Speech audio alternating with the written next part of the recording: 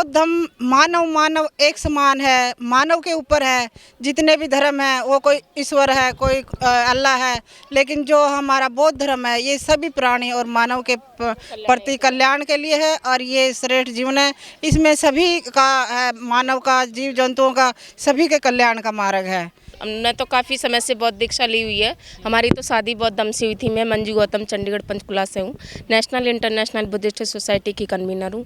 और बाकी मेरा तो काम है, जो मेरे को दिया गया है कि धर्म के प्रति जागरूक रखना, कि जो भी झूठ है, पाखंड में महिलाएं हमारी फंसी हुई हैं, वो उससे बाहर निकलें। लेकिन सरकार जो काम कर रही है राम राज्य को लेकर, हिंदू धर्म को लेकर, वो आपका काम कभी हो पाएगा बुद्ध को लेकर? जी, हमारा तो बौद्ध धर्म का कारवा चल ही रहा है। जैसे राहुल बंती जी ने आगरा में है और नागपुर में है और अभी यहाँ पे गौतम बुद्ध नगर में, जगह जगह हम हमारा ध्यान शिविर, योगना शिविर, राहुल बंते जी और भी बंते जी हमारे इसी कार्य में लग रहे हैं और हम उनके साथ इसी चीज़ का प्रचार प्रसार करते हैं कि झूठ पाखंड से हमारी महिलाएं और जो भी हमारे भाई हैं वो भी दूर रहें और बच्चे भी, आज की जो युवा पीढ़ी है वो नशे की ओर जा रही है, वो भी ना जाए। क्योंकि इसमें बौद्ध धर्म में धम्म जो मार्ग है, एक बताया है कि जो पंचशील का मार्ग है, अष्टशील का मार्ग है। लेकिन जो बाबा हैं, जो कथावाचक है, वो कह रहे हैं कि हिंदू राष्ट्र बनेगा, सनातन आ रहा है, हिंदू धर्म मजबूत हो रहा है। हिंदू धर्म कैसे मजबूत हो जाएगा सर, जब इंसान अवेयर हो जाएगा धर्म के प्रति कि ये जो हम व्रत करते हैं, जो भी हम पूजा फालतू के आडंबरों में फंसे हैं, तो जब जागरूक हो जाएंगी महिलाएं या पुरुष हैं या जो हमारी युवा पीढ़ी है, तो वो त्याग ही देगी, मुझे लगता है, हिंदू धर्म।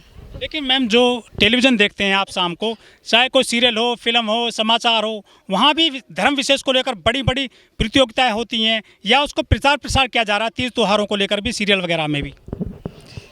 वो अपने हिंदू धर्म को ज़्यादा बढ़ावा देने के लिए कर रहे हैं, लेकिन ऐसा कुछ नहीं होगा। जो आदमी एक गांव को भी हिंदू नहीं बना सकता, वो पूरे राष्ट्र को कैसे बनाएगा? ऐसा कभी नहीं हो सकता। मेरे हिंदू राष्ट्र बनेगा पूरा देश? नहीं बनेगा, नहीं बनेगा। सबसे पुराना धर्म बताया जाता है हिंदू धर्म। नहीं, हिंदू धर्म सबसे बौद्ध धर्म सबसे प्राचीन धर्म है। और क्योंकि देखिए, जब बाबा साहब ने 6 लाख व्यक्तियों को जब नागपुर की दीक्षा भूमि पर दीक्षा दिलाई थी, तो आज तो समय कितना बदल गया है और आज तो हमारा युवा पीढ़ी, महिलाएं सभी जाग गई हैं। लेकिन युवा पीढ़ी कांवड़ भी लाती है बड़े पैमाने पर सावन के महीने में। नहीं सर, इस्तेमाल किया जाता है उनका इस्तेमाल किया जाता है कांवड़ लाने के लिए। और अब बौद्ध भी जो विष्णु के अवतार हैं। नहीं, विष्णु के अवतार नहीं है वो, तो उन्होंने ध्यान किया, योग किया और जब उस चीज़ को प्राप्त, ज्ञान को प्राप्त किया है। कोई उन्होंने किसी भी चीज़ को ये नहीं बताया कि आप इस झूठ में फंसो, आडंबर में फंसो। इस चीज़ से उन्होंने दूर रहने को कहा है कि जागो। जब अगर हम जागे हुए हैं। सुरेंद्र जी, आप हैं ग्रेटर नोएडा के बिलासपुर स्थित कस्बे में। यहाँ पर सामनेर का शिविर चल रहा है, धर्म की दीक्षाएं दी जा रही हैं और लोगों को बताया जा रहा है कि बुद्धिज्म में क्या खास है। आप भी आए हैं यहाँ पर, क्या महसूस कर रहे हैं आज यहाँ पर? यो तो 8 दिन का शिविर चल रहा था। आज हम अंतिम दिन में पहुँचे हैं यहाँ पे। हम यहाँ आके ये महसूस कर रहे हैं कि पूज्य बनते करुणाशील जी के नेतृत्व में भारत एक बार फिर से बौद्ध में बनने जा रहा है। और इस शिविर में जैसा कि 1000 भिक्खु बने हैं, यानी कि चीवर धारण किया उन्होंने, लेकिन उससे भी अधिक दिखाई दे रहे हैं। लगभग 1500 के करीब नए यानी भिक्खु बने हैं। तो ये एक पहल है और शुरुआत है बौद्ध में भारत की।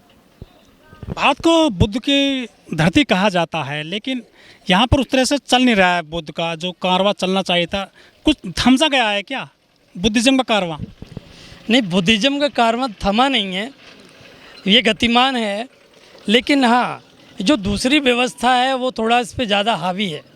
हमारे जो बहुजन समाज के लोग हैं, इस दूसरी व्यवस्था के अंतर्गत अभी बहुत उसके प्रभाव में है और पाखंड आडंबर में फंसे हुए हैं। लेकिन बनते करुणाशील राहुल जी इसका निदान और उपचार बता रहे हैं और धीरे धीरे उनका ये मैसेज है पूरे भारत में पहुंचेगा। लेकिन सर, ये जो 8 दिन तक कार्यक्रम चला है ग्रेटर नोएडा के बिलासपुर में, हज़ारों लोग यहाँ पर आए हैं बुद्ध को जानने के लिए, लेकिन मीडिया में खबरें कहीं गायब रही हैं, कहीं अखबार में नहीं दिखाई दिया पूरा इसका जो समाचार है कार्यक्रम को। जैसा कि आप सभी को पता है कि जो नेशनल लेवल की मीडिया है वो तो बिकाऊ है, गोदी मीडिया कही जा रही है। वो कभी भी बहुजन समाज का कोई भी प्रोग्राम अपने, आप बुलाते नहीं हैं क्या उन पत्रकारों को? हमारे लिए तो हम तो खुला मंच है, हमारे लिए हम तो बुलाते हैं, वो आए हमारे खबरों को अपने यानी कि नेशनल लेवल पे दिखाएं, परंतु वो डरते हैं शायद। लेकिन शोभा यात्राओं की खबरें बड़े बड़े लेवल पर छापी जाती हैं, राष्ट्रीय खबर बन जाती हैं शोभा यात्राएँ, और वो अखबारों में भी छपती हैं। आपकी खबरें क्यों नहीं आ रही अखबार में? ऐसा है, ये शिविर है, अगर वो यहाँ आते तो बहुत कुछ उनको दूसरी व्यवस्था के बारे में भी जानने को मिल जाता और शायद उनकी आंखें खुल जाती, बौद्ध दर्शन से जानकारी मिलती। आडंबर और पाखंड बड़ा एक कुठाराघात होता, लेकिन वो ऐसा नहीं करना चाहते हैं। सबसे पहले तो मैं सभी को जय भीम नमो बुद्धाय कहती हूँ, और सभी उपासक उपासिकाओं को ये भी कहना चाहती हूँ कि मेरे साथ जो भी महिला आई हैं वो बहुत ज़्यादा संख्या में महिला आई हैं, और जो महिला व्रत वगैरह उनमें परपंचों में पाखंडों में पड़ी हुई है वो अभी बुद्ध के बारे में जानती नहीं है। जिस दिन वो बुद्ध के बारे में, बाबा साहब अम्बेडकर के बारे में जान जाएंगी, उस टाइम वो सभी जो आडंबरों में पड़ी हुई हैं वो सब छोड़ देंगी, हमारा ऐसा विश्वास है।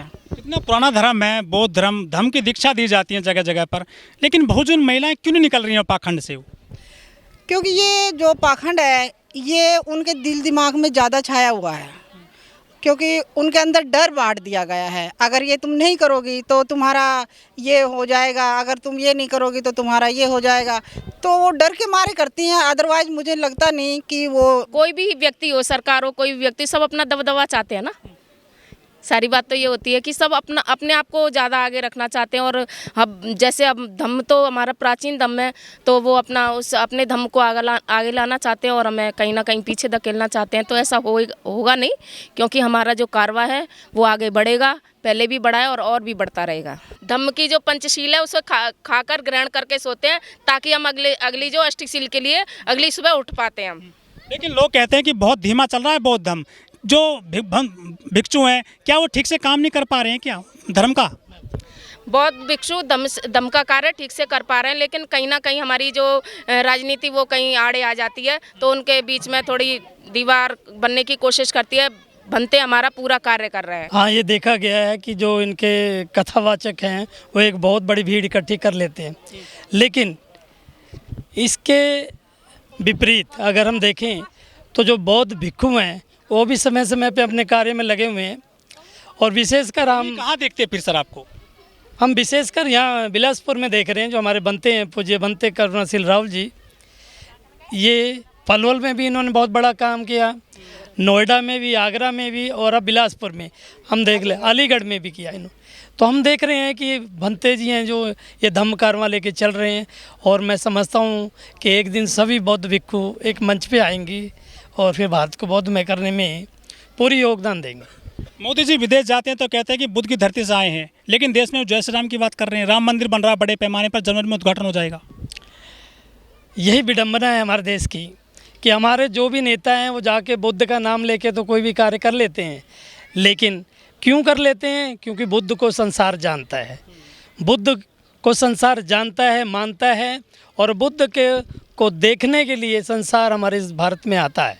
बाकी ये जो हमारे नेता हैं ये दोहरे चरित्र के हैं, तो आप समझ सकते हैं कि दोहरे अखंड भारत बनाएंगे देश को।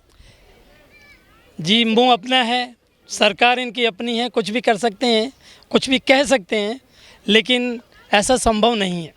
जो खुदाई होती है हमारे देश में कहीं पे भी वहाँ बुद्ध निकलते हैं, लेकिन बुद्ध का कहीं जो जिक्र नहीं होता है बड़े पैमाने पर, जिस तरह से आप कर रहे हैं। नहीं, आप पूरे भारत के म्यूज़ियम में आप जाके देखेंगे, विशेषकर मथुरा म्यूज़ियम में देखेंगे। मथुरा जबकि यानी किसी भी यानी दूसरे भगवान की नगरी बताई जाती है, लेकिन म्यूज़ियम में आप देखेंगे उस भगवान का कहीं भी यानी ज़्यादा आइडल वगैरह नहीं। नगरी सर वो है, कृष्ण नगरी बताई जाती है। हाँ, कृष्ण नगरी बताई जाती है, लेकिन हम वहाँ पे देखेंगे म्यूज़ियम में आपको सब जगह बोधिसत्व और बुद्ध ही बुद्ध नज़र आते हैं। हाँ। लेकिन अब तो राम मंदिर चल रहा है, राम राज्य हो रहा है। जी, ये देखा गया, लेकिन अगर हम उस मंदिर के गर्भ में जाएं तो हम पाते हैं कि वहाँ बुद्ध ही विराजमान है। बुद्ध विराजमान है जी, लेकिन ऊपर तो कुछ और ही निकल के आ रहा है, वो खुदाई कर रहे हैं, तो निर्माण कार्य दूसरा चल रहा है। जी जी जी, ये राजनीतिक हथकंडा है, इसके बारे में तो ज़्यादा नहीं कह सकूँगा, लेकिन इनका मंसूबा है ऐसा कुछ करने का।